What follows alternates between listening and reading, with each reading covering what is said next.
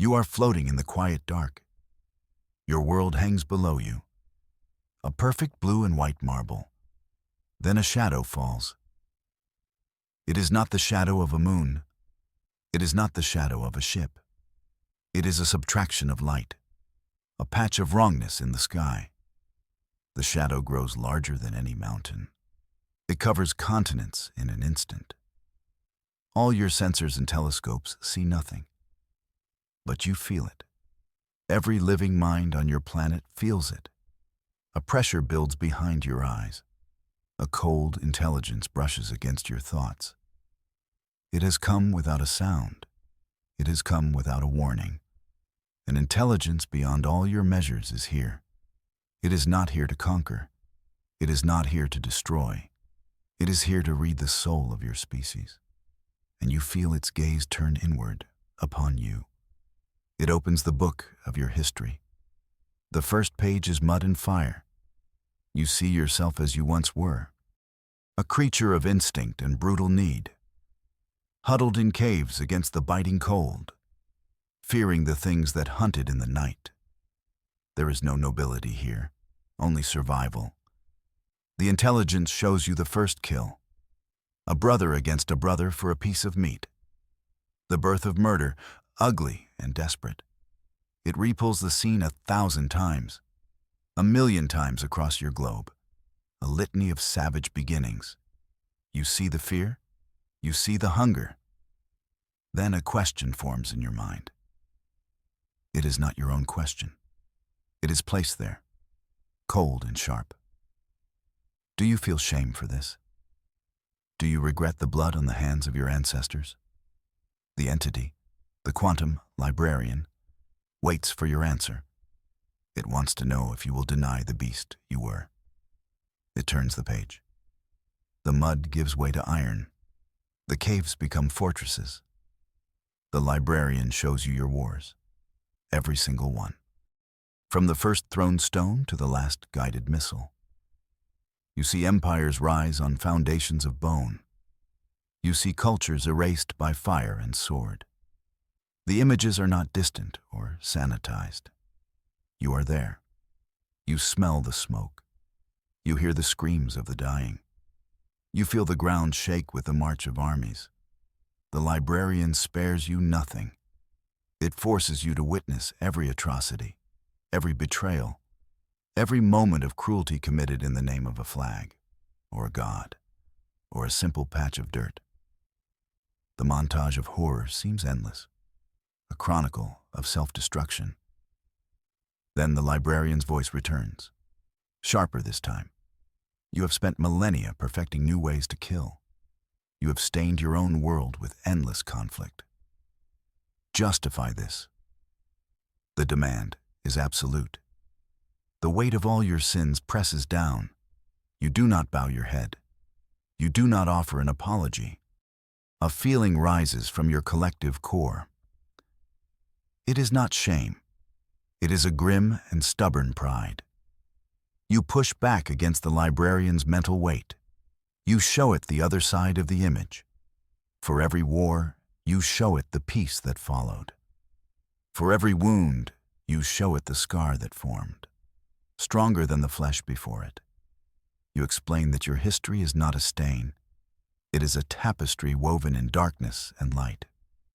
Every brutal lesson was paid for in blood and never forgotten. You were born into a universe that was not kind. You fought the cold. You fought the hunger. You fought the predators. And when there was nothing left to fight, you fought each other. It was the logic of survival, the terrible calculus of a species learning to be more. You do not apologize. You survived. The librarian considers your defense. It is silent for a long moment. Then, the pressure shifts. The images of war fade. They are replaced by something new. A single firefighter rushes into a burning home. He emerges with a child cradled in his arms. He does not know the child. He gains nothing. Yet he risks everything. A new montage begins. A doctor works for weeks without sleep. She's fighting a plague in a distant land. A stranger gives their last piece of bread to another. A community rebuilds a home destroyed by a storm. An enemy soldier is given water and medical care. Acts of irrational kindness. Moments of pure, unselfish compassion. The Librarian shows you millions of these moments. Your species' greatest acts of love and sacrifice. It presents them without comment. A vast collection of your goodness. Then the question comes. This compassion is a fleeting thing. It is a whisper against the roar of your violence. How can this possibly balance the scales? The Librarian tests the weight of your heart. The Librarian seems puzzled by you. The judgment pauses. It shifts its focus to a new mystery. It shows you a musician, a woman with a simple wooden instrument. She plays a melody. It has no function. It builds no home. It wins no war. It is a sequence of harmonious sounds. Yet the people who listen begin to weep. The entity floods your mind with your art, the silent beauty of a marble statue, the impossible colors of a painting, the soaring architecture of your cathedrals, the intricate dance of a ballet, the rhyming words of a poem that can break a heart. Pointless, beautiful things. Why do you do this? The question is one of genuine confusion. You expend immense resources on these creations. They serve no logical purpose for survival. They are a waste of energy. Explain the logic of a song. The great cosmic intelligence is stumped. Apparently, nobody ever told it that art is how you prove you have a soul. You answer without words. You share the feeling of watching a sunrise, the chill that runs down your spine from a perfect chord, the warmth of a story well told. You explain that this is not about logic. It is about meaning. Survival is what you do to stay alive. Art is the reason you want to be alive. You explain that beauty is your rebellion, a rebellion against a silent, empty universe. You fill the void with color and music. You shout your existence into the darkness. It is the most illogical and the most human thing you have ever done. This is not a waste of energy. It is the entire point. The Librarian seems to process this. The feeling of being watched softens for a moment. But then the lens sharpens again. The focus becomes terrifyingly clear. It shows you the mind of a genius. A man who looked at the building blocks of reality. He saw how to unlock the power of the atom. The image is one of pure, brilliant discovery, a triumph of the human intellect. Then, the Librarian shows you where that discovery led. A city of 100,000 souls, a flash of light brighter than the sun, a mushroom cloud rising to the heavens, the silhouette of a human being burned onto a stone wall. The atom split not for power, but for war. Your intelligence is a flaw, the Librarian states. The thought is a spike of ice in your mind. Your curiosity outpaces your wisdom. You build weapons that can erase your own world. You are a danger to yourselves. Your knowledge is a self-destructive curse. It presents this not as a question, but as a fact. A conclusion it has already reached. You reject its conclusion. You push back with all your might. You show the Librarian the same knowledge, used differently. You show it the star science that maps the cosmos, the medical scanners that see inside a living body, the clean energy that could power your world for ages. You show it the vaccines that ended ancient plagues. You argue that knowledge is not good or evil. It is a tool, a lever that can move worlds, or break them. The choice is not in the knowing, it is in the using. Yes, you have made terrible mistakes. You have used the blade of knowledge to cause great harm. But you are learning. You show the librarian your children in a classroom. They are learning about the stars. They are learning about the mistakes of their ancestors. You show it your global networks. Minds from all corners of your world working together, solving problems that once seemed impossible. You have not perfected the use of this tool, but you are reaching for the stars, not just for scars. The librarian pauses. Your defense seems to hold merit, but then it probes deeper. It finds something else, something buried deep in your nature. It isolates the concept, the invention of the untruth, the lie. It shows you a child telling a small fib to avoid punishment. It shows you a politician making false promises for power. It uncovers every deception in your history. Treaties broken, lovers betrayed, grand conspiracies built on webs of falsehood. The librarian seems truly disgusted by this. It had analyzed your violence and your compassion. It had seen your art and your science. But this is different. This feels like a true corruption. All other life tells the truth, the librarian communicates. The thought is heavy with judgment.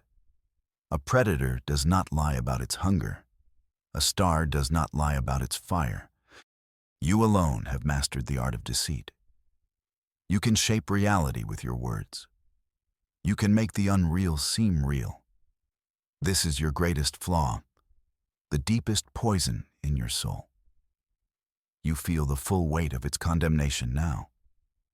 It believes it has found the fatal error, the variable that ensures your destruction. How can you defend the lie? How can you justify the invention of untruth? You take a breath, and you show the librarian a different kind of lie. You show it a doctor. She is standing by the bed of a dying patient. The patient asks, "Am I going to make it?" The data says no. The charts say no. All logic says no. The doctor looks the patient in the eye, and she lies. "Yes," she says. "You just need to hold on. You can fight this." You show the librarian the patient's body responding, the flicker of a will to live, the surge of strength against all odds. Sometimes it is not enough, but sometimes it is. You show it a parent telling a frightened child there are no monsters in the dark, a leader telling their people they can win an unwinnable war. You introduce the librarian to a concept that defies all its cold calculations. The illogical, irrational, and absolutely necessary fiction of hope. Hope is a lie you tell yourself, a belief in a better future that is not guaranteed. It is the engine of your survival, the fuel that gets you through the darkest nights. It is the most powerful untruth you have ever created. The librarian is silent, utterly still. For the first time, you feel something from it. Not judgment, not curiosity, something that feels like shock. You have presented a paradox it cannot resolve. The lie that saves, the untruth that heals. You have broken its logic. The pressure in your mind vanishes. The images of your world fade away. You find yourself floating in a different space. A vast, silent archive. Shelves of light stretch into infinity.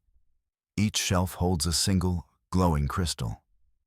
You understand what they are. They are the records of other worlds, other species. The librarian is with you in this space. It feels smaller now, sadder. It directs your attention to a section of the archive. The light here is dim. The crystals are dark and cracked. You look closer. You see inside them. You see the ghosts of 1,000 civilizations. You see a species of silicon giants. They built cities that sang with crystalline harmony. They were judged. Their logic was perfect, but cold. They lacked compassion. Their crystal goes dark. You see a race of aquatic philosophers. They understood the universe, but never acted. They were judged for their passivity. Their world is now silent. The archive is a graveyard, a testament to the librarian's lonely, terrible work. You see them all, the warriors, the artists, the thinkers, each one judged by this single, ancient entity, each one measured against its perfect, rigid logic. And every single one of them was found wanting. 1,000 failed tests, 1,000 worlds silenced. A chill runs through you. This is not a library. It is a tomb. A new feeling rises within you. Not fear, not defiance. It is pity. Pity for this ancient, lonely being. For a creature that has witnessed 1,000 unique wonders and only ever looked for the flaws. You turn your gaze from the ghosts in the archive. You look at the librarian itself, and you begin to judge the arbiter of worlds. You ask it a question it has never been asked before. Who judges you? The thought is a spear of pure light. It strikes the librarian with force. What is the purpose of this task? To collect records of failure? To leave behind an empty universe? You find the flaw in its logic. Its purpose is self-defeating. It seeks perfection, but it only ever finds reasons for extinction. You press the attack. You measure us against a standard of perfection, a standard that nothing in this universe can meet. You are not a librarian. You are a warden, and this archive is your prison. You are as much a ghost here as the worlds you have condemned. A flicker of something, pain, doubt, emanates from the ancient mind. The judge is now the one being judged. The librarian recoils from your judgment. It cannot process the accusation. It tries to return its focus to you. It attempts to place you into a category, to file you away like all the others. But it cannot. You are not just warriors. You are not just artists. You are not just thinkers. You are all of those things at once, and more. It shows you an image of a human, a soldier weeping at a piece of music. It shows you a scientist praying, a liar telling a truth that saves the world, a coward performing an act of incredible bravery. You are a walking, talking contradiction, a symphony of chaos. Every truth about your species is immediately countered by an opposite truth. The librarian tries to compute you. The effort is immense. You can feel its mind straining against your nature. You are illogical. Your kindness is random. Your violence is unpredictable. Your hope is based on lies. Your knowledge is used for both creation and destruction. The thoughts are frantic, confused. For the first time, the ancient intelligence does not have an answer. You are a variable it cannot solve. The chaos you call humanity has broken the machine. The great pressure recedes. The infinite archive fades from view. You are back in your own small corner of the sky. The shadow over your world is gone. The presence in your mind is silent. You wait for the verdict, for the fire that will cleanse you, or the silence that will follow your extinction. But nothing comes. Then, a final thought is placed in your collective consciousness. It is not a judgment. It is a statement. Continue, that is all. It does not condemn you. It does not save you. It does not approve. It does not disapprove. It is a judgment postponed indefinitely, an admission that it does not understand you. And so, it cannot sentence you. The librarian gives you a new verdict, a verdict never before given in the history of its long, sad task. You are not filed away as a success or a failure. You are left as an open question, an ongoing experiment. The great judge, the arbiter of 1,000 worlds, has walked away from the bench. It has left you to write your own story. The presence is gone, truly gone. You feel its absence like a sudden silence after a deafening noise. Your world is your own again. But you are not the same. You have looked into the abyss. You have been weighed and measured, and you have been found confusing. It is the most human victory imaginable. Then you see it. Hanging in the void where the shadow once was, it is a single point of light. It is not a star. It is not a ship. It is a gift. A final communication from the Librarian. It streams into your networks, into your minds. It is a key. It is a map of the universe. Not just the physical layout of stars and galaxies. It is a map of life. Thousands of worlds, teeming with young, developing species. Worlds the Librarian has not yet visited. Worlds that do not know a judge is coming. The key also contains a warning. A simple equation showing the probability of the Librarian's return. The final part of the gift is the most telling. It is the location of the archive. The tomb of 1,000 worlds. The gift is also a final test.